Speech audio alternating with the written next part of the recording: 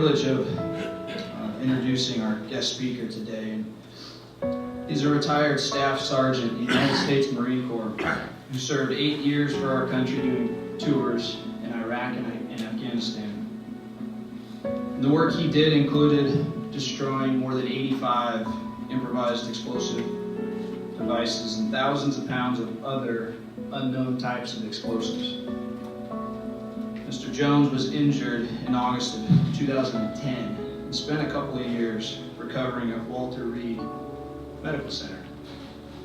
And while recovering from his injuries, he worked to develop a peer visit program that provided opportunities for others recovering from life-changing injuries to mentor and encourage newly injured service members.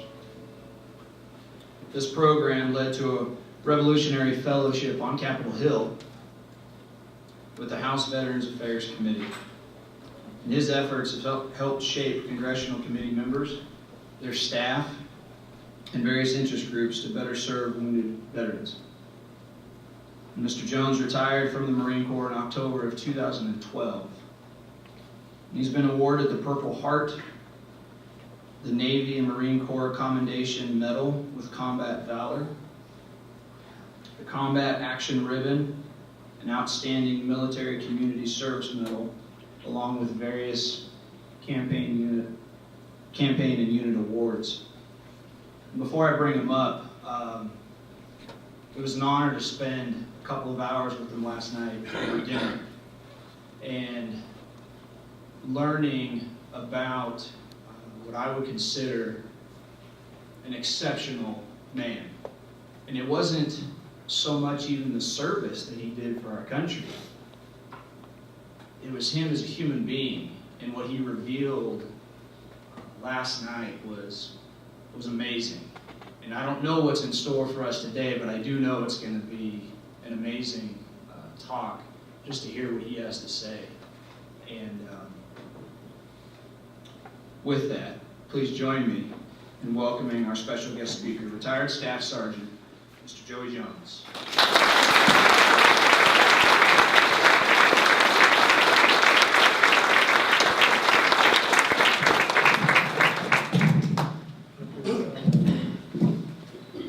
Even without legs, I like to walk around a little bit when I'm talking. How's it going? Great. It was a long time. I guess, good morning still. I'm here from Texas, so it feels like the afternoon to me. First of all, I want to say thank you to everybody that's here today. The leadership in this company is remarkable, and I can only imagine that everyone else here shares that passion. You know, you talked about the challenge coin, and I want to add something to that because I thought it was very interesting to me, and I think it's something that you all should hear. The origin of the challenge coin is disputed. If you asked a Marine, it came to be in a bar somewhere. But if you ask maybe more credible sources, the challenge coin started with a. Have you guys heard of the French Foreign Legion? And it's a unit in the French army made of foreigners, and they used that to do things that their army maybe shouldn't do. They didn't invent that idea, and the British had their own version of the Foreign Legion. So what would happen was you'd have a British commander conscripted in the British Army in command of a group of scraggly foreigners. I got a feeling they probably act a lot like Marines do sometimes. It's probably why they latched onto the challenge coin so much. So when one of those foreigners that wasn't actually conscripted into service would do something heroic, that commander would stand in front of that unit and be awarded a medal, because only someone conscripted in the army could be awarded that medal. At which point, when the officer was awarded the medal, the senior enlisted British service member would walk up, cut the medal off its ribbon, put it in the palm of his hand, walk into the ranks, and handshake the person that actually did the heroic action that wasn't eligible to receive that medal, and it would become their medal at that point. But they'd do it in a handshake as a symbolism of, it's kind of an under the table presentation. So when you get a challenge coin, and when you present a challenge coin, it should be presented and received in a handshake. And that's part of the tradition there. The reason why I wanted to bring that up is that not every single one of you that work here in one of these companies got to stand up here today and talk. Obviously, the boss did. But I can only imagine that the success of this company and its culture comes from every one of you that are sitting here. And so in that respect, you all have impressed me as much as your boss has. And it's been quite the honor to watch these videos and just meet you here today and to be here and see the celebration and the memorial service that you all put your heart and soul into, not to mention the money you raise for a cause like Boot Campaign. So from me, a humble Marine, and Boot Campaign, thank you all so much for putting your heart and soul into what we're so passionate about.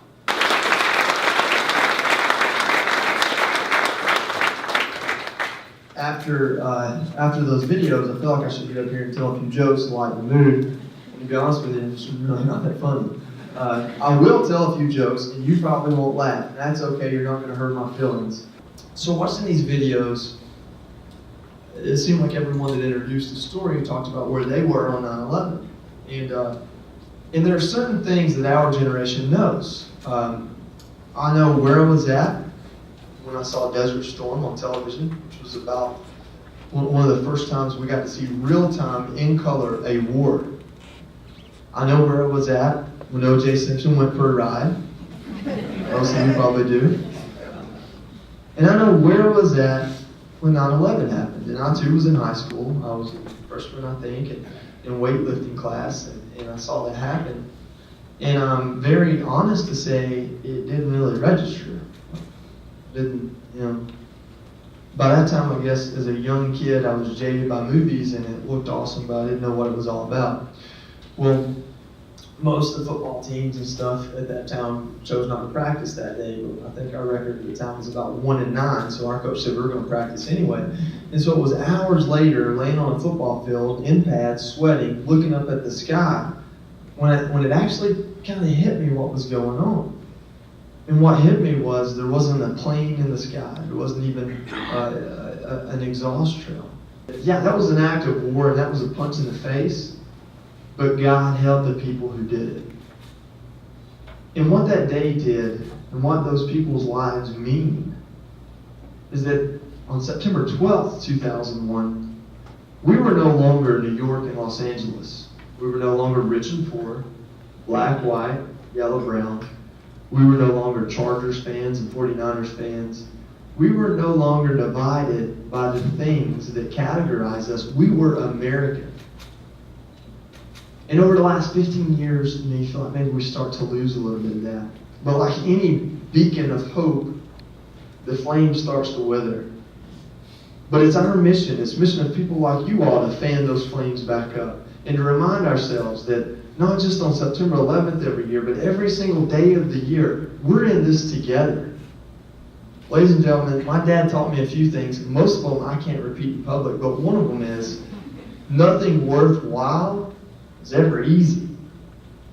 And this is probably the most worthwhile cause the world has ever seen. A society that's not only free, but free to talk about our own injustices and our own problems and our own faults. There's a presidential election coming up. I can't help you there. But I can tell you, outside of politics even, you belong to a community. You belong to a company. You're a part of something. You not only put a product out there for people to rely on, but you come to work every day and somebody here relies on you. And see, that's what's beautiful about this country, is that we're not only dependent on ourselves, but we are dependent on each other. And in this country, not because of the type of government we have or the size of our military or even our wealth, but because of how we treat each other, we're never in a predicament or a situation alone. When someone falls down, we have an innate ability to pick them back up, dust them off, and say, let's go do that again. That's what we do in this country. It's in our fabric. And it's also a part of who we are to look different, sound different, come from different backgrounds, different other places. However it is we find ourselves here by birth or immigration, no matter what it is we do on Sunday or Saturday or when we worship, one thing's for sure, we're Americans. And we're in this together. So as much as today is a day, or well, today and obviously on the 11th is a day of memorial, it's solemn, it's a day to remember. it's also a day to look forward. It's also a day that when you turn on Fox News or CNN and hear about all the problems in the world, it's to remember that you're only here listening to those problems because someone before you and now you are carrying that torch, that beacon of hope. That regardless of how bad things around us get, we have each other's back. That's what 9/11 represents. There was the last video there on your program was called The Survivor. Well, ladies and gentlemen, I have news for you. Every single person in this room is a survivor. Every single one of you have gone through something. Cancer, hopefully you weren't blown up. But you've gone through something. You survived. And I bet you did it outside of just yourself. You did it with the people around you. You came into work one day after the hardest thing you've probably ever gone through, and someone smiled. And you thought, man, maybe I can smile too. So that's what 9/11 is for me today, 15 years later. It's not just a remembrance, but it's a celebration. Much like the comments you heard earlier, someone that I believe to be a hero taught me that life is for the living. And so I carry my brothers on my arm, or tattooed on the other one. But I live my life each day, not only in their memory, but in their stead. And I celebrate each and every day I wake up because I'm here to do it. And when I'm sitting in 5 o'clock traffic, I go, you know what? If traffic's the worst problem I have today at 5 o'clock, it's a pretty dang good day. And that's a perspective that's a lot easier said than done, but you can do it. And that's what I do. And I do it because I was there in these wars. And I did bring my buddies home in boxes. And I did say to their wives and their kids, I'm sorry. Because there's nothing else to say. But I also said, we're going to get through this together. And so as we remember the men and women that were lost in 9/11 and the thousands that have lost in war since, let's also celebrate who we are, and what we stand for. Let's celebrate the fact that we're here today. And let's celebrate the fact that this was 15 years ago. There are kids in high school that are learning about this that didn't have to suffer through it. It's important to remember the veterans, service members of generations past. It's more important to remember those kids sitting there, to remember those Boy Scouts that came up here earlier. That's the next greatest generation. That's why we're here and fighting it today. That's why I joined the Marine Corps in 2005. And so that's a big part of my message. It's why I get up and stand and talk in front of audiences. I'm not much of a motivational speaker, but I speak from the heart. And so as I tell you more about my own story today, I want you to understand that my story is a good news story. August 6, 2010, that was the last worst day of my life, because every day after that I get up and I make a conscious decision to live a little harder and make it a little better. And you can do that too. Because I'm 30 years old, I don't have legs, I've got scars everywhere. I don't know what it's like to deal with cancer. I don't know what it's like to lose my spouse or a parent. We all have those struggles and adversity. But it's the fact that that adversity is something we can overcome that is very special to us as Americans, because we do it with each other, and we do it for strangers. We pick each other up, and we get past it. So in 2005, I graduated high school. I had dated a girl named Meg for a couple of years. I was in love with her. I was also a teenager.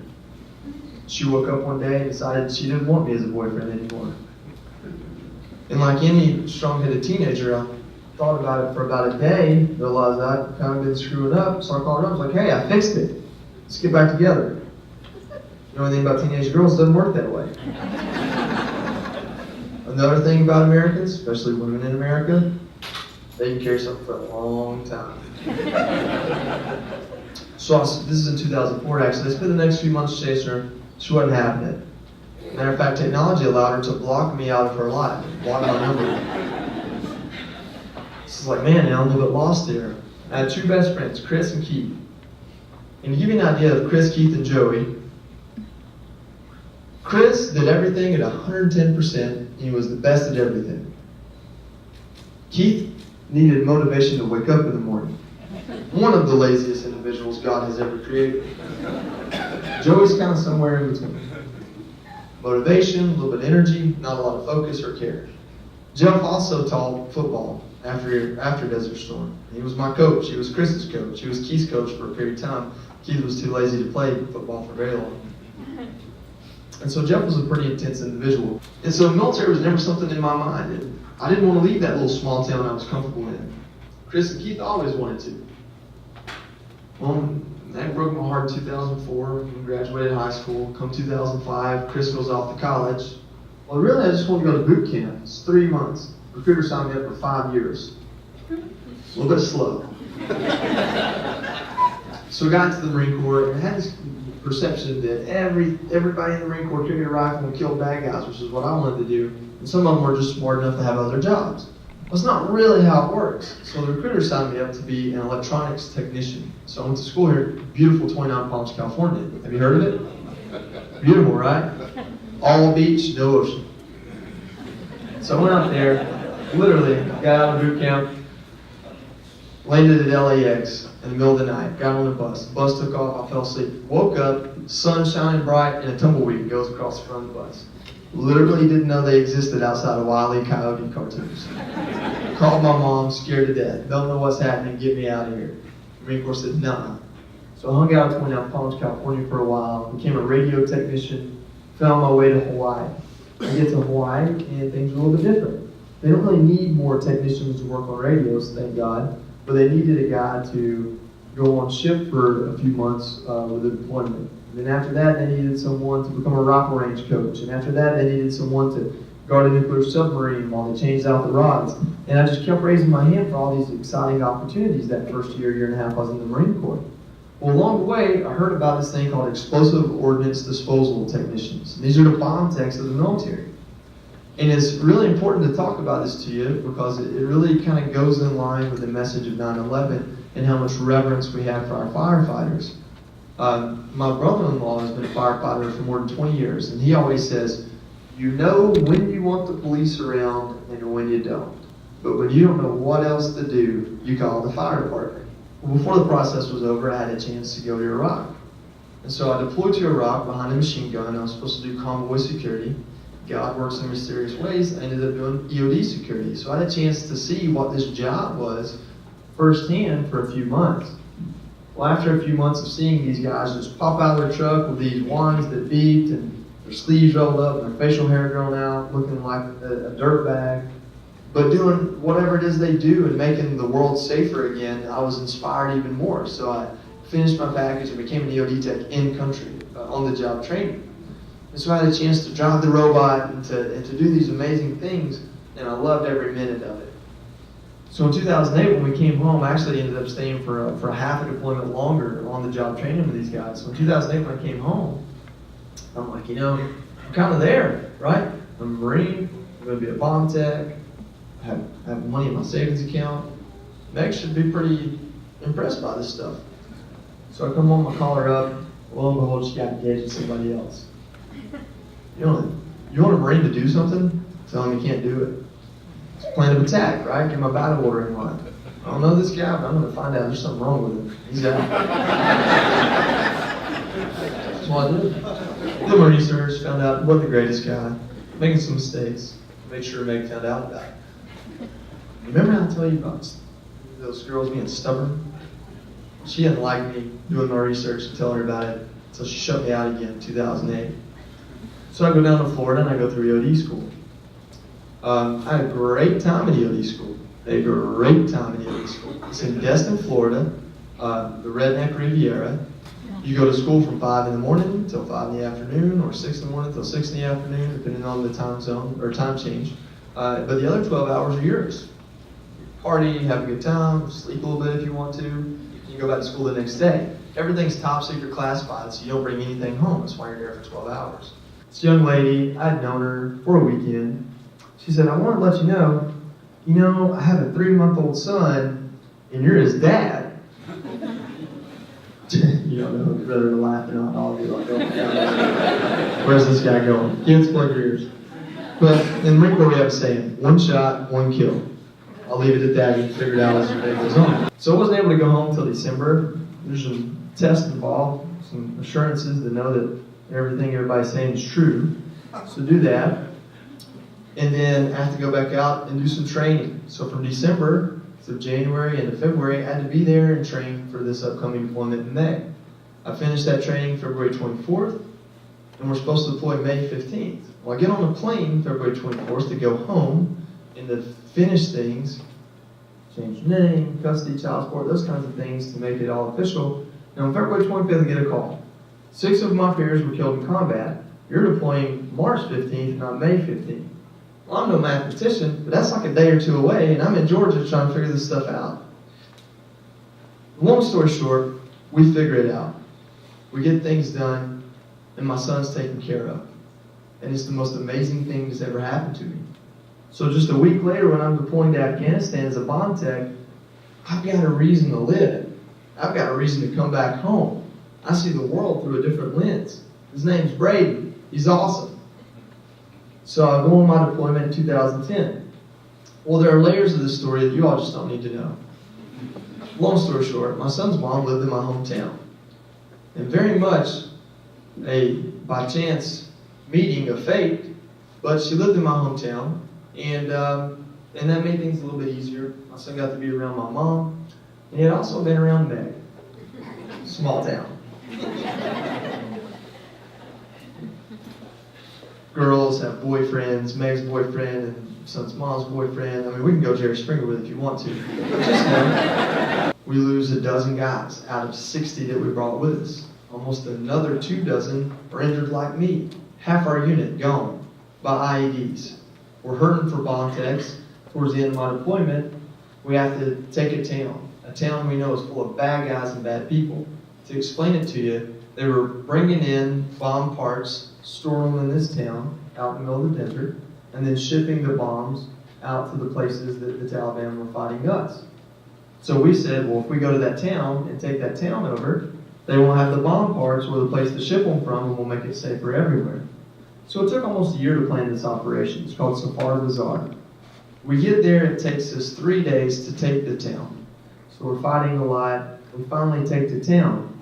Well, this is the way we fight our wars nowadays. For us to take that town, we let them know we were coming so that the civilians there would leave. Well, what that also does is it gives the bad guys a chance to take all those bomb parts and make bombs out of them and put them in the ground. So for 5 days, I cleared 48 IEDs, really in 2.5 because we had to fight for 3 days to get there. And so in 2.5 days, I cleared 48 IEDs. By the time that operation was over with, we found 207 IEDs in 2 square kilometers. They made the town a minefield. On the 6th morning, I was woken up by some engineers, one of them Daniel Greer, a reservist out of Knoxville, Tennessee, who is a full-time firefighter, and said, hey guys, we found something fishy, why don't you come check it out? So my teammate and I, we work in 2-man teams. We walk across literally 100 yards from where we had posted up our company. And we get there, and it's a storage facility, and they've got these garage doors in the front that are locked up and kind of welded shut. They have these windows in the back that just have wrought iron doors on them. Taliban's a funny group of guys, man. They lock up the front door, and they have a wide open hole in the back of the building.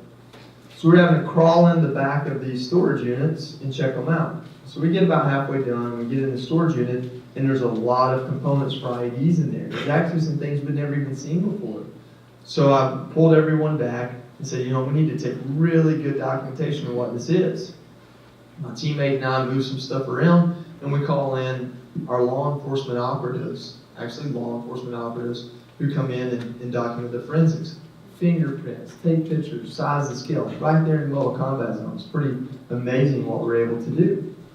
So I've got a fireman working beside me, and the law enforcement is fixing to come help me. Pretty intimately connected to the tone of 9/11 on this day in Afghanistan. So I lean up against the wall, no taller than this. I'm talking to Daniel Greer, my friend that I met from Knoxville. I'm a Georgia fan. I guess we can share a passion for Bulldogs around here. I'm a Georgia fan. He's a Tennessee Volunteers fan. We're always talking crap to each other. And I see the law enforcement officers coming, the operatives coming from far away. And I take a step forward to tell them, hang on just a minute, because I hadn't cleared that area. Well, lo and behold, that whole time I was standing there, there was a bomb underneath me. So when I took that step forward with my right foot, the bomb went off. And Daniel was about where you are, about 10 yards in front of me. And this is a pretty amazing experience. A lot of people think when you get blown up, you get knocked out.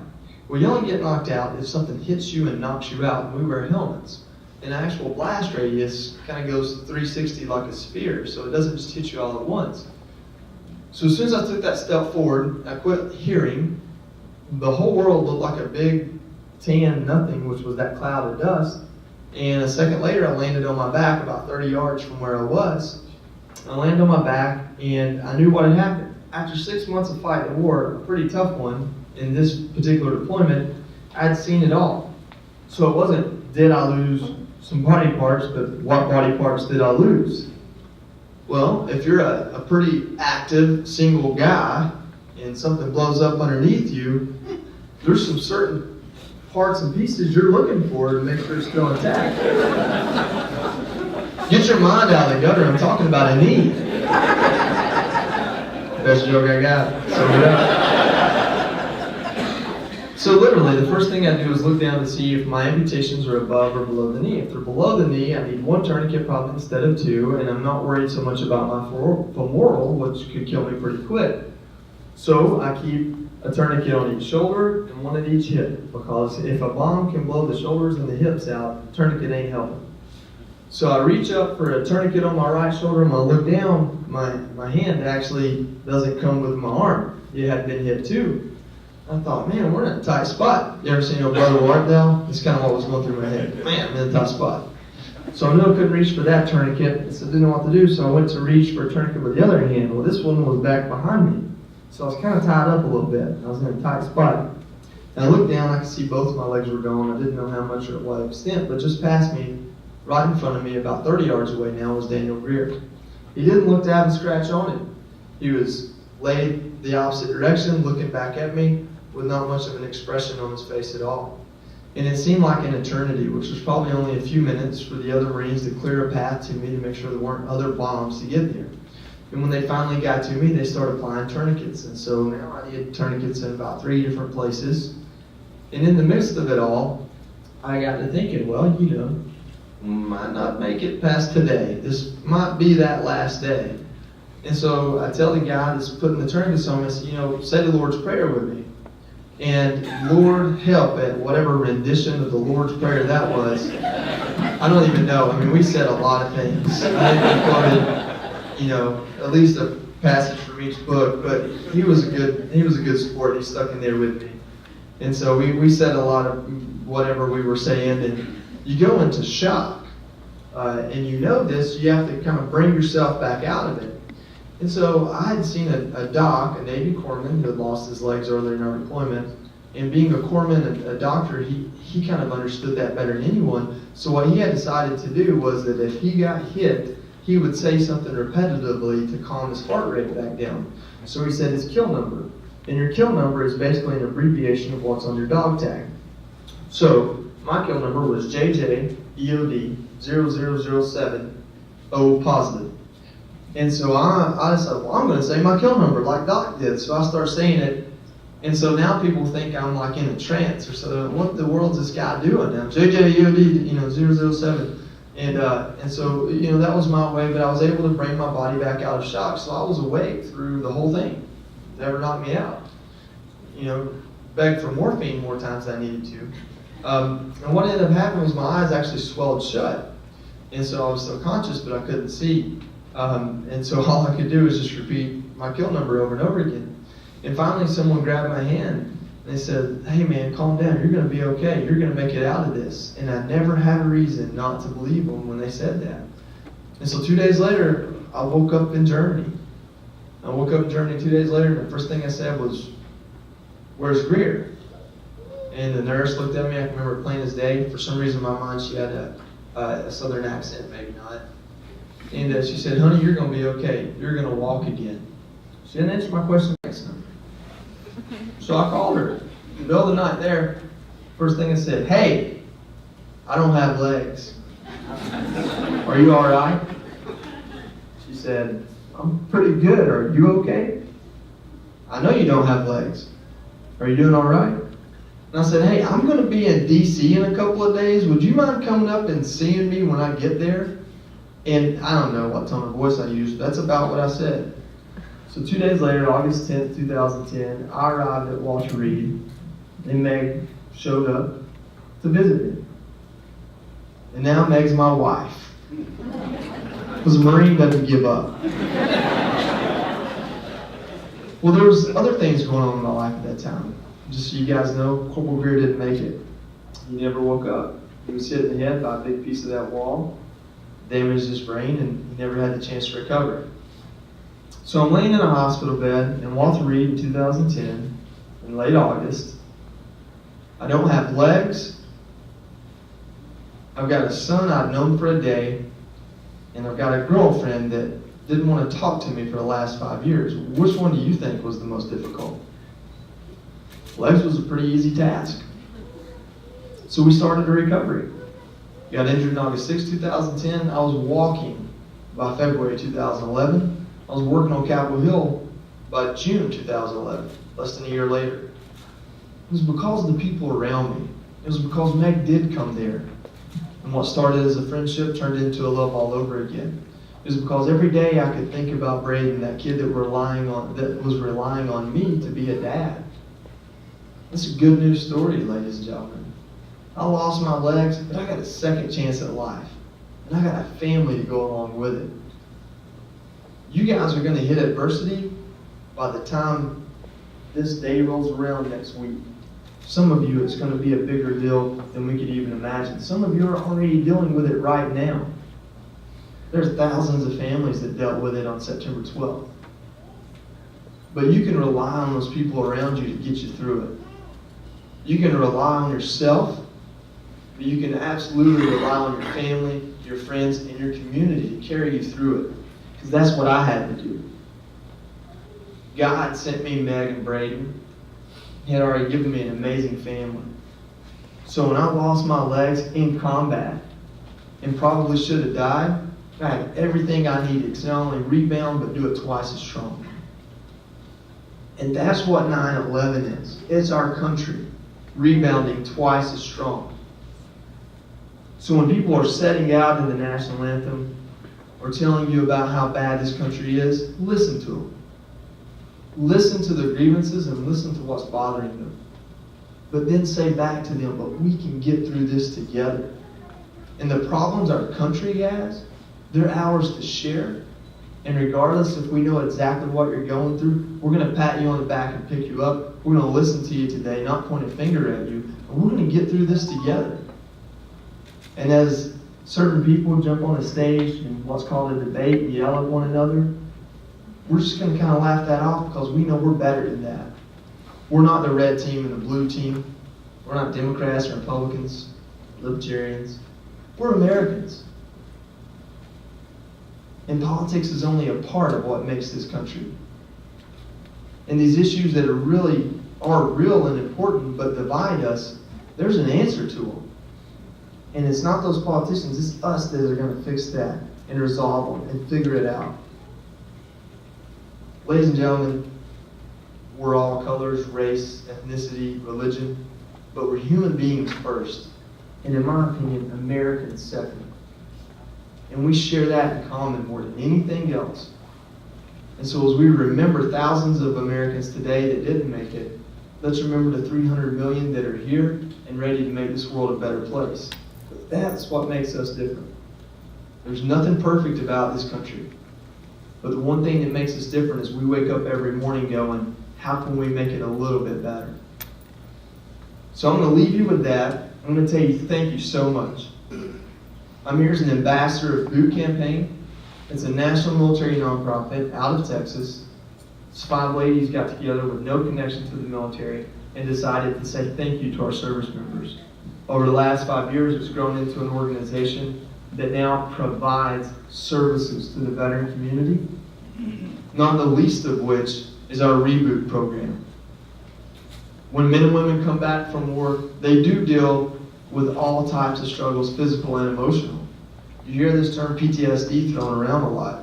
I think it's the largest misnomer in the medical field today. I think that we don't take the time to truly understand these men and women and what's going on in their lives. What manifests as anxiety and depression turns into something larger. Next thing you know, they're not carrying a job, they can't sleep at night, they're dealing with a lot of pressure. I believe that when you have the world's expectations in the palm of your hand, called Facebook, it's really hard to be 26 years old with combat experience but not have a master's degree or a mortgage. So the point of Reboot is to show these men and women not only what they bring to companies like BK Lighting and to their community, but also to help them find the treatment they need so they can get over those issues like depression and post-traumatic stress and anxiety and things that are creeping into their mind and stop them from being the amazing individual they are. One person to go through all of Reboot is about what you guys raised. And let me tell you something. Saving one person's life or turning it around could have a ripple effect on thousands, if not tens of thousands. Your efforts over the last few months will pay for one of those persons to go through, and it'll change and save somebody's life, if not multiple people's lives. Matter of fact, I can guarantee it. So thank you for your support of Boot Campaign, our Reboot program, our awareness program, which is to wear combat boots to show that you support. But most importantly, thank you for opening your minds and your hearts up to what I have to say today. Thank you for all the strength that you've shown just to be here today and you've gone through your life. And thank you for being that person for somebody else, because I know every one of you has.